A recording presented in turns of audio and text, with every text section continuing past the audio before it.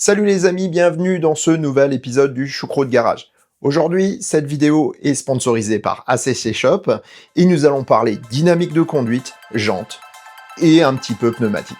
Allez, c'est parti.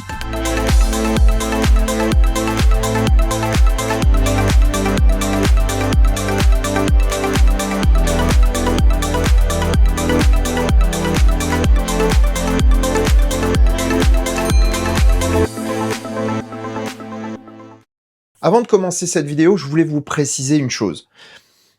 J'ai eu des remarques lorsque j'ai mis sur les réseaux sociaux les premières photos de ma voiture dans sa nouvelle version, qui me disaient « Oh bah on voit que tu as de l'argent, on voit que ta chaîne elle marche bien, etc. Changer le look de ta voiture tous les 2 ans. » Bon, on va préciser une chose. Cette vidéo est sponsorisée par ACC Shop. ACC ne m'a pas donné d'argent. Ils m'ont offert les jantes, le montage et les alligators.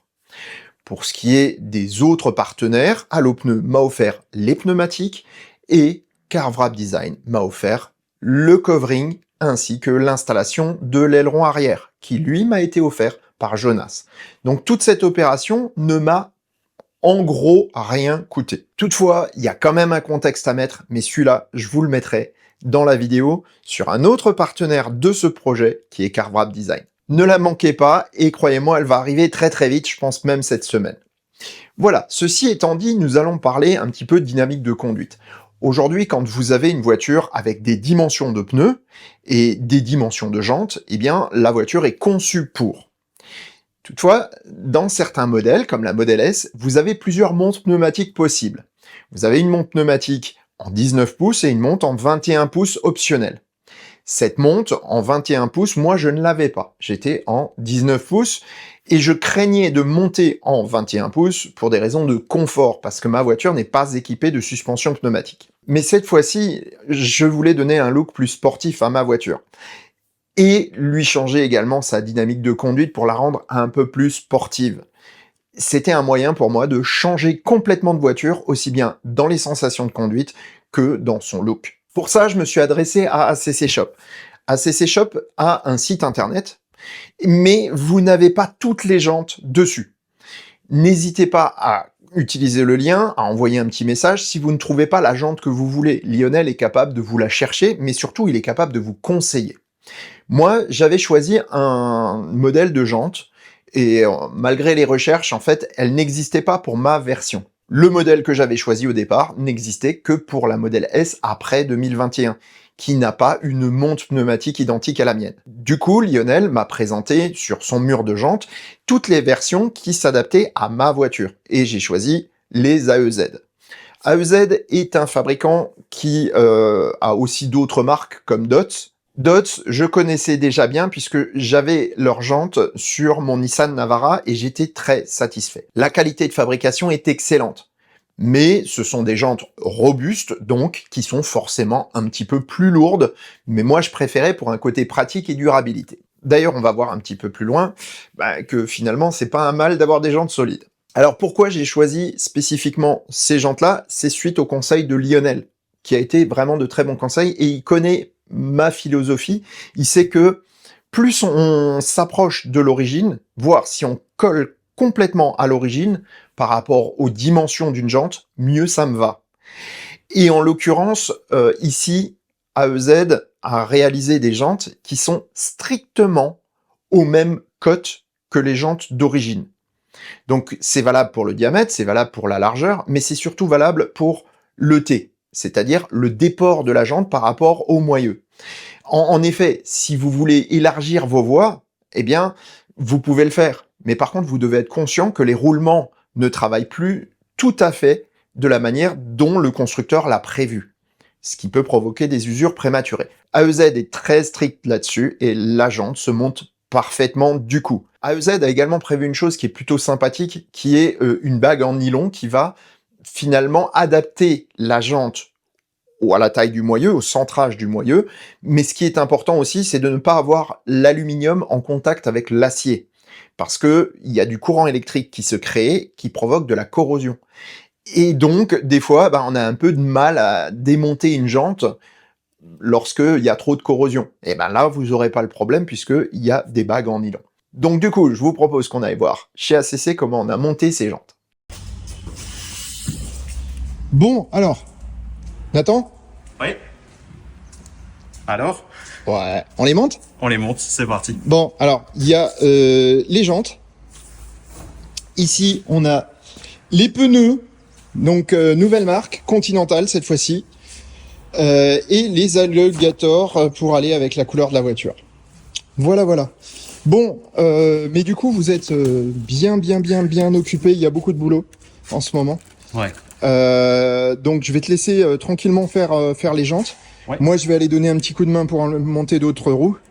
Comme ça, on va gagner un peu de temps et puis on va pouvoir faire le montage cet après-midi. Ouais, let's go. Allez, let's go. ACC a été très gentil de me prêter un pont et j'ai pu faire mon montage moi-même. Donc, on a tombé les anciennes jantes, on a mis les nouvelles et tout est serré, clé dynamométrique, etc. Autre petite chose qui a été installée sur mes jantes, c'est les alligators. Je voulais avoir la même couleur que les filets que j'avais fait mettre sur la voiture pour lui donner une petite touche personnelle, mais tout en étant relativement subtil. En installant ces alligators, j'étais loin d'imaginer qu'ils me seraient vraiment utiles aussitôt, puisque en effet, il m'est arrivé une tuile. Regardez. Pour info, j'ai pris un trottoir, un tout petit trottoir, le pneu a ripé sur le trottoir et est descendu là. Voilà, mais bon, rien de méchant, comme dit, mais sans les alligators, ça aurait pu être méchant. Voilà. Bon, Nathan. Ouais. Allez, regarde. Petit dégât. Voilà, c'est la connerie que j'ai faite. Alors c'est le seul dégât à part le petit grattage. Ouais. Bon, on va déjà dire merci les alligators. Voilà. Au moins ta jante elle est encore entière. Ça, Ouais. c'est déjà une bonne chose. Alors procédure. Procédure. Donc là on va lever la voiture. Ouais. On va pas démonter la roue. On va dégonfler directement le pneu. Ouais. On va le mettre à 0. Comme ça je vais pouvoir retaper l'alligator bien dedans. On va le retaper. Une fois que cette procédure est faite, on va regonfler à 1 bar et demi. Je retape de nouveau dessus, Ouais. bien qu'il soit dedans. Et après, donc je le regonfle à 3 bars, hein, pression voilà de 9, 3 bars, pression préconisée par Tesla. Voilà. Et ensuite, on ira là un peu gratouiller pour effacer un peu, on va dire les petits déboires du trottoir. Du trottoir. Ouais. Et puis voilà. Et après, comme ça, au moins tu repars avec quelque chose de nickel, quoi, de nouveau. Impec. Voilà. Merci Nathan de m'avoir réparé mes petites bêtises. Maintenant, je vous propose d'aller voir comment la voiture se comporte sur autoroute, qui est mon usage principal avec ma Model S. La première chose que j'ai remarqué avec le remplacement de mes roues, c'est que la voiture est plus ferme. Ça, c'est indéniable. Même si les pneus sont pas des pneus spécifiques EV, la voiture est quand même beaucoup plus ferme qu'avant. On ressent beaucoup plus les choses, mais elle est aussi beaucoup plus directionnelle. Ce qui fait que sur autoroute, j'ai été obligé de mettre la direction en sport, en mode souple ou normal, comme je l'utilisais avant. Et ben, ma foi, elle est vraiment trop sensible. Toujours est-il que la direction est beaucoup plus précise maintenant. On verra ce que ça donne dans les cols. Alors en ce qui concerne le bruit, on entend un peu plus les pneumatiques. Mais ils sont neufs, donc on va leur laisser le temps de se rôder. Ils doivent avoir 150 km à l'heure où je tourne cette vidéo, à peu près. Donc je pense qu'il faut les laisser un peu se poser. Maintenant, je vais vous parler un tout petit peu du ressenti par rapport à la puissance, par rapport à la régène. Chose étrange, on pourrait penser que le fait d'avoir des pneus plus bas fait que les temps de réaction sont plus immédiats. Et en fait, je me rends compte que oui, les temps de réaction à l'accélération, au démarrage, etc. sont très bons. La réactivité est bonne. Mais on va dire que l'impression de puissance n'est plus la même. Est-ce que ça va se vérifier dans les chiffres ou est-ce que c'est dans ma tête? En tout cas, j'ai l'impression qu'elle régénère tout autant. Par contre, qu'elle accélère un peu moins fort. Voilà. Après, niveau tenue de route, on est plutôt pas mal.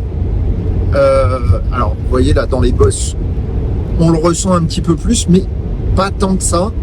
Et surtout, la voiture, elle est beaucoup plus rigide, ce qui fait que vous avez vraiment aucun rebond. Petit point assez surprenant, c'est que quand la route est pas mauvaise, quand il n'y a pas d'aspérité importante, elle est plus confortable qu'avant.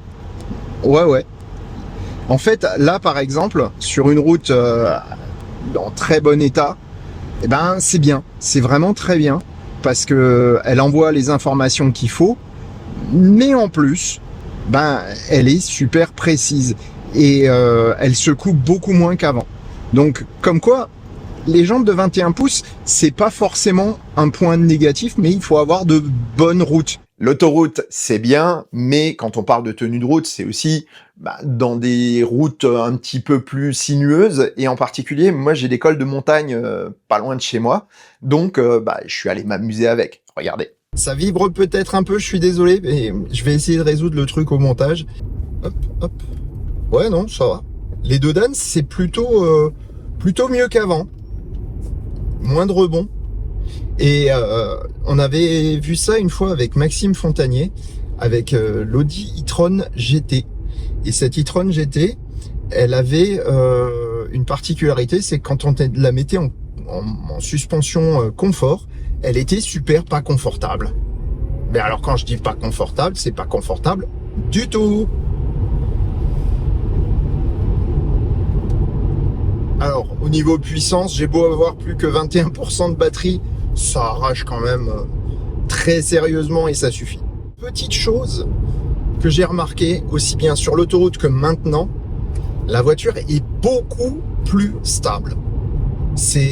Elle est sur des rails par rapport à avant, où elle avait tendance à aller un petit peu dans les trous, à être un peu caoutchouteuse sur la route. Là, en fait, je découvre une voiture qui est hyper nette, vraiment hyper nette. Il y a strictement aucun flou, rien. J'ai l'impression d'être dans une Model 3 perf. C'est assez impressionnant parce que c'est quand même une voiture de 2 tonnes 100 et ça vaudrait peut-être le coup. Je me pose la question si je vais pas le faire, d'aller voir sur circuit ce que ça donne. Là, on n'est pas encore dans la montagne. Pour l'instant, on est encore sur une route, on va dire, relativement facile. Après, ça va se corser. La route est plutôt granuleuse. Elle est bien pour l'adhérence. Après, elle est pas trop mauvaise. Et franchement, en termes de confort, ça va. En virage, par contre, la voiture a plus du tout tendance à s'affaisser sur ses pneus extérieurs. Et ça, c'est vraiment sensible, même à des vitesses raisonnables. Avant, on sentait très rapidement et on entendait le bruit des pneus. Dès les 70-80 km/h sur un virage un peu appuyé. Là, non. Bon, eh ben c'est parti. Non, là, je peux mettre pied dedans.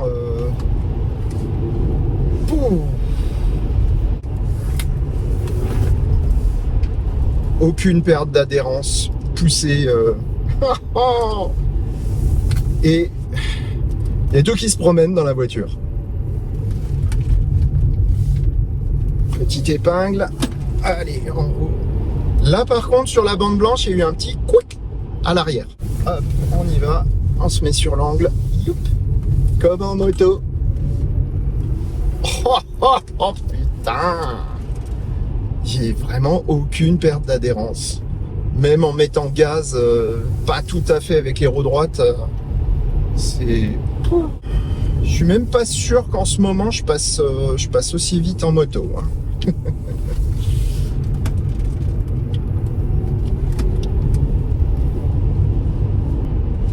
Village, 50.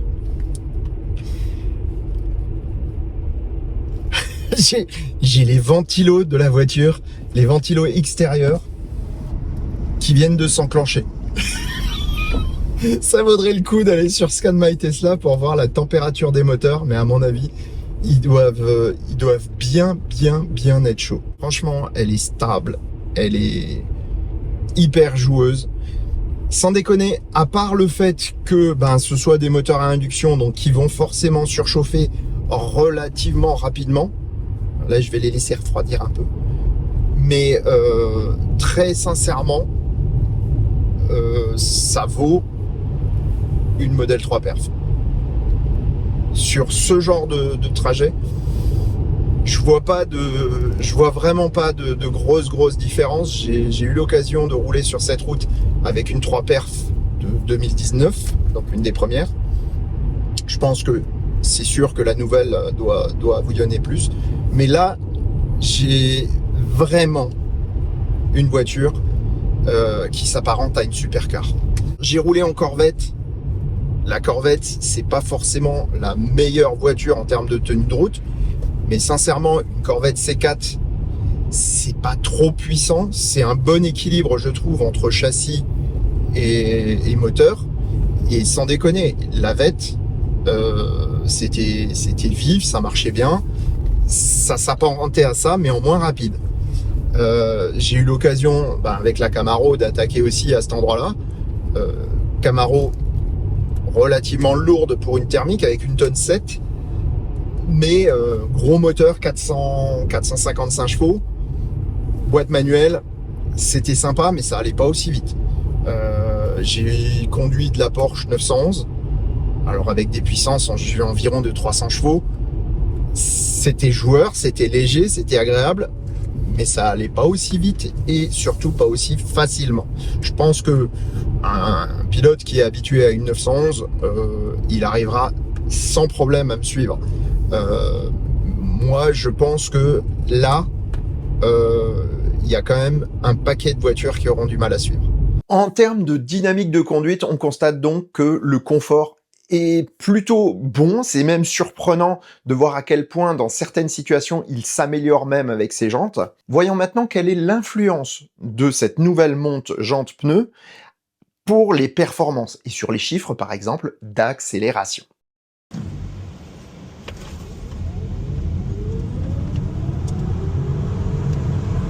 Ah, ça pousse quand même. C'est quand même impressionnant. La poussée qu'on peut avoir avec cette voiture, c'est exactement la même mesure que j'avais faite il y a quelques années avec les jantes de 19 et en pneumatique. Alors si je me rappelle bien, c'était avec les Premacy. On est à 4 secondes 47. On a perdu 3 dixièmes de seconde avec les grandes jantes, mais le test est quand même plutôt bon parce que j'arrive à faire moins que ce qui est annoncé pour la voiture par Tesla. Je trouve que c'est plutôt pas mal pour une voiture de 8 ans et bientôt 160 000 km, puisque je connais pas de thermique qui réitère les performances du neuf après ce kilométrage-là. Pour terminer cette vidéo, je voulais vous partager un test qui était plutôt involontaire. J'ai été en Allemagne pour tourner une vidéo, et pour m'y rendre, j'ai pris les autobahns. Et vous savez bien que nous, Français, ou toute personne qui roule dans un pays avec des limitations de vitesse, c'est juste un rêve de pouvoir, à un moment ou à un autre, mettre pied dedans.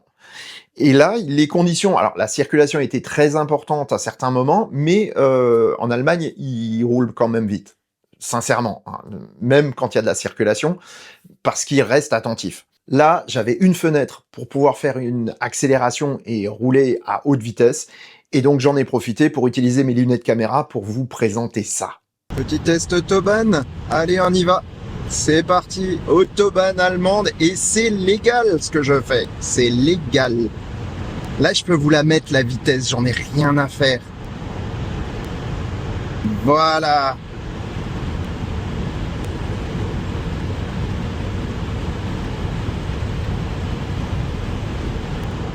Putain, franchement, c'est du kiff.